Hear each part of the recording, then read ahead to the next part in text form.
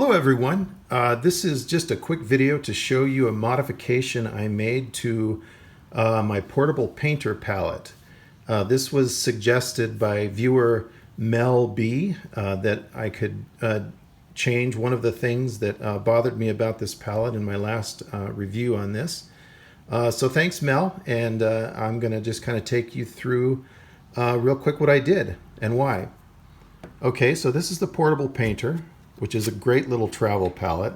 I really love these things. It's got little water wells. And this is a new one that I haven't changed yet. On this side, we have three mixing wells, and I really like that. But on this side, the wells are divided into many more little sections, and I don't really like that. It gets a little too fiddly. I don't like to mix little colors like that, and if I do, I'll just do it over in a corner of a bigger one. So this just kind of gets cumbersome for me. Your mileage may vary, of course. So what I did was I modified one of these, and this is a new one. And this is the one I use. Get this stuff out of here.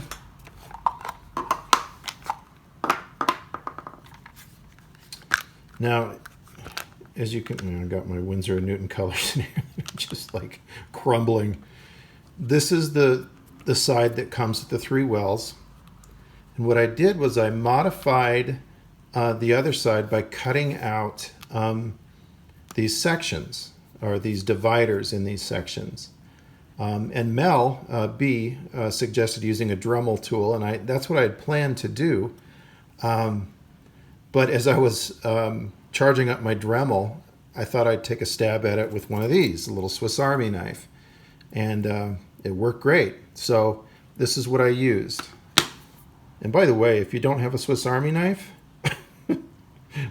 they're great. I mean, I use this thing all the time for all sorts of things. Anyway, so this is the blade that I used, and I'll show you kind of what I did on the other palette here.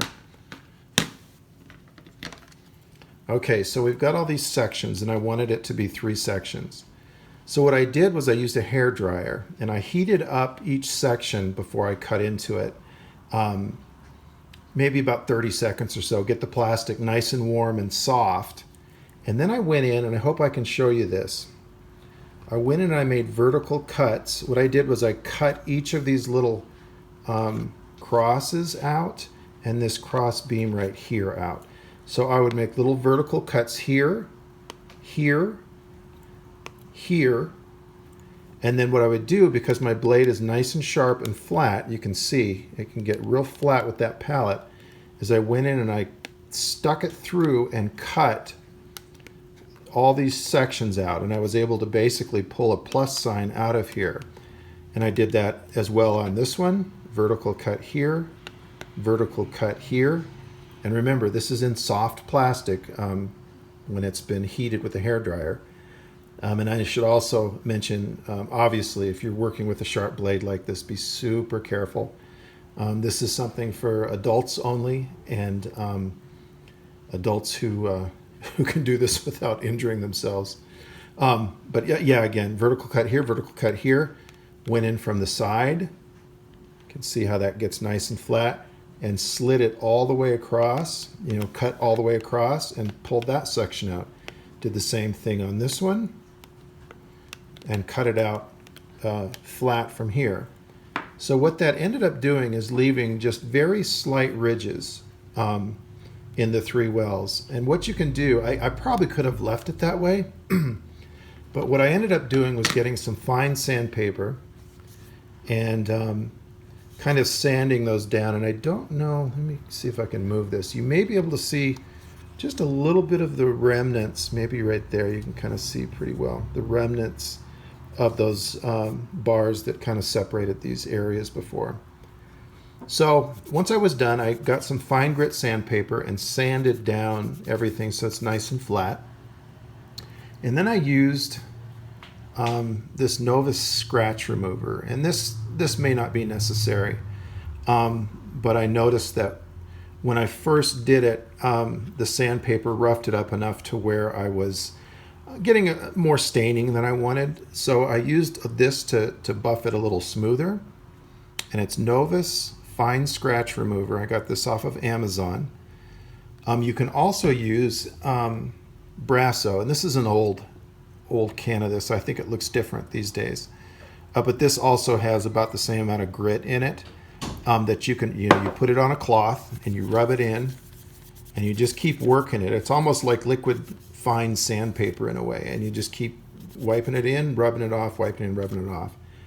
So Brasso or Novus, I could probably keep using this and get this stuff nice and glossy like this side. It's that good. It's that good at polishing and removing scratches and rough surfaces. So now that this is all, get this out of here. Now that these wells are open, I can get nice juicy washes in these as well as this side, and it's much better for the way that I work. Now I'll show you one more thing here real quick. This is kind of an aside. I showed you my 250 palette in my Holbein review, and since then I have loaded it up with color, and I've been using it for smaller paintings and as a travel palette. But it still has the same issue of not closing. So what I did was I took some fake leather and I kind of winged it, but I stitched and sewed this this little case for it that keeps it closed. So it's kind of a snug fit, but that slides in there, keeps it nice and closed and tight. I put a couple magnets inside of this and they magnetize to the tin palette, and that keeps everything nice and protected and the palette closed when it's in my bag. So I thought that was kind of fun. I can't really tell you how to do it. I just kind of winged it. But yeah, this is all hand stitched, and this is just fake leather that I got from Walmart. Anyway, back to this. So now I've got my 6 wells. And as you can see, now I can do nice, big juicy washes right in these areas where I couldn't before. So that's nice. So now, you see a little beading there.